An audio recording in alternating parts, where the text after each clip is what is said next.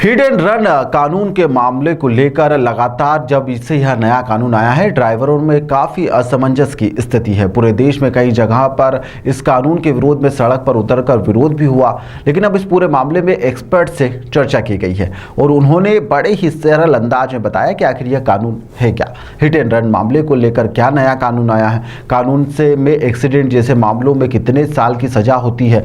Expert ने नए कानून की जानकारी दी है, जहां पर उन्होंने सरल भाषा में बताने की कोशिश की है कि नया कानून क्या है। इंदौर हाई कोर्ट के अधिवक्ता लालजी बाबू ने यहां पर मीडिया से चर्चा की और इस कानून को लेकर बेहद ही सरल अंदाज में उन्होंने क्या कुछ बताया है, आपको सुनाते हैं। पूरे देश में इन दिनों एक कानून काफी चर्चा में बना हुआ है, ड्राइवर सड़कों पर उतर आए हैं, लेकिन असल में यह कानून क्या है, क्या मायने हैं, सरकार ने किस मंशा से इस कानून को चलाया है, आइए एक्सपर्ट से इस बारे में जानते हैं।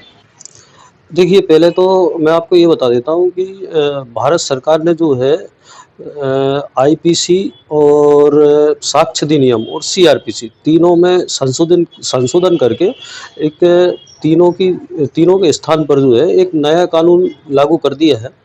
और पहले संसद में बिल पास हुआ, फिर इसको राज्यसभा में पास किया गया, देन आफ्टर जो है राष्ट्रपति के सिग्नेचर होने के बाद उसको इम्प्लीमेंट कर दिया गया केंद्र जो सेंट्रल गवर्नमेंट है उसमें।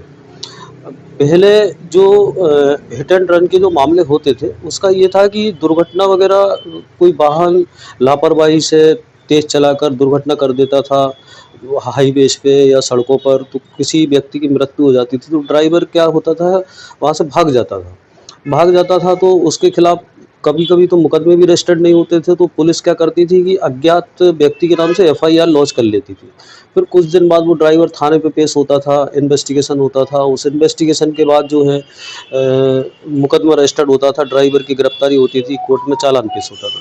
तो ऐसा जो अपराध था, पुरानी जो भारतीय दंड संहिता थी 1860, उसमें जो है 304 ए में मुकदमा रजिस्टर्ड होता था। और अगर दुर्घटना में कोई व्यक्ति किसी व्यक्ति की मृत्यु नहीं होती थी तो फिर 279, 337 और 338 में सामान्य धाराओं में जो जमानती थी उसमें अपराध दर्ज हो जाता था। अब लेकिन उसमें चूंकि अपराध बहुत ज़्यादा बढ़ रहे थे, कुछ ड्राइवर्स जो है शराब पीकर या लापरवाही पूर्वक वाहन चलाते थे, तो उसमें भारत सरकार ने सोचा कि इसमें थोड़ा संशोधन किया जाए जिससे कि एक परिवहन व्यवस्था उचित हो और सारी जो है दुर्घटनाओं में कमी आ सके। इस कारण से भारतीय जो दंड संहिता थी उसको बदलकर उन्होंने भारतीय न्याय संहिता नया एक कोड ला दिया, संहिता बोलते हैं उसको।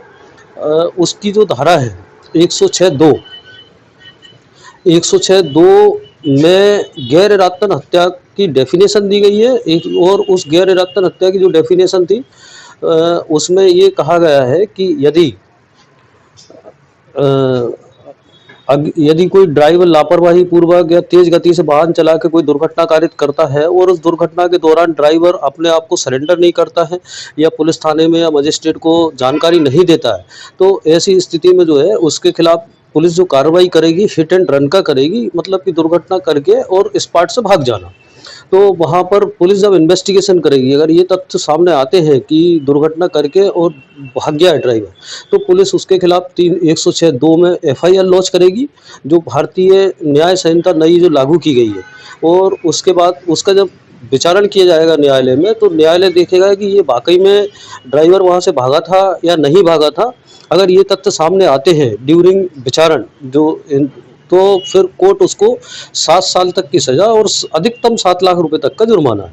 तो भारत सरकार का यही मानना था कि अगर इस प्रकार से हम सज़ा बढ़ा देते हैं और आम जनमानस को ये पता चल जाता है कि हमारा वाहन तेज़ चलाने से जो है दुर्घटना कारित हो गई है और किसी की हत्या हो गई है, कोई एक्सपायर हो गया है, तो हमको 7 साल तक की सज़ा हो सकती है और उसमें 7 लाख तक का जुर्माना होगा। तो निश्चय ही अपराधों में कमी आएगी।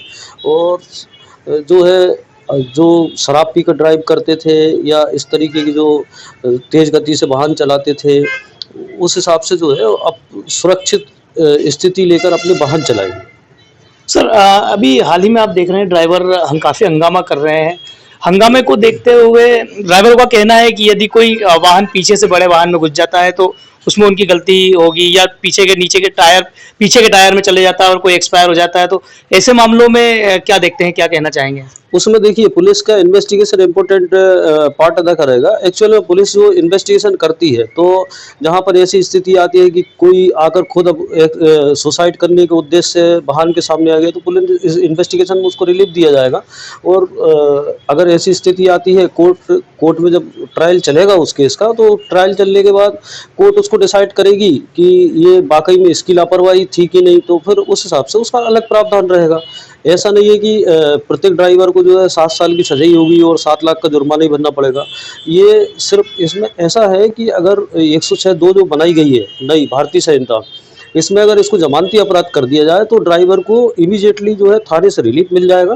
थाने से उसकी बेल बॉन्ड भर के ज़मानत हो जाएगी, और ज़मानत होने के बाद कोर्ट में ट्रायल होगा। जैसी-जैसी एविडेंस आएगी वैसा डिसीजन आएगा। तो मैं नहीं मानता कि इससे जो है आमजन को या ड्राइवरों को बहुत भारी नुकसान होने वाला है।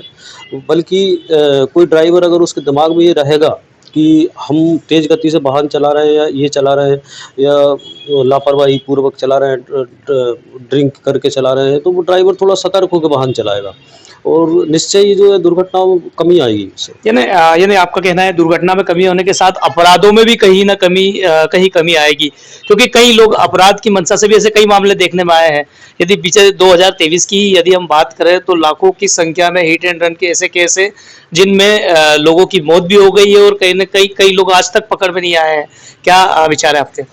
ये तो पुलिस का पार्ट बनता है। पुलिस को गहराई से इन्वेस्टिगेशन करना चाहिए। वर्तमान में जो है सीसीटीवी फुटेज से लेके सारे पूरे इंडिया की नहीं पूरे वर्ल्ड में देखा जाए तो सारी व्यवस्थाएं हो गई है, तो पुलिस इन्वेस्टिगेशन करके उसको पकड़ सकती है। ये पूरी जिम्मेदारी पुलिस की रहती है। पुलिस अगर सही तरीके से किसी केस का इन्वेस्टिगेशन करती है, तो ड्राइवर कोई भी अपराधी है जो अपराध करके भाग गया है या जानबूझ के कोई दुर्घटना कारित करता है, तो उसके लिए अलग प्रावधान है भारतीय जो न्याय संहिता में। उसमें हत्या का केस भी लग सकता है, या जो जानबूझ के हत्या की गई है या जानबूझ के उसके साथ दुर्घटना की गई, तो उसके लिए अलग प्रावधान रखा गया।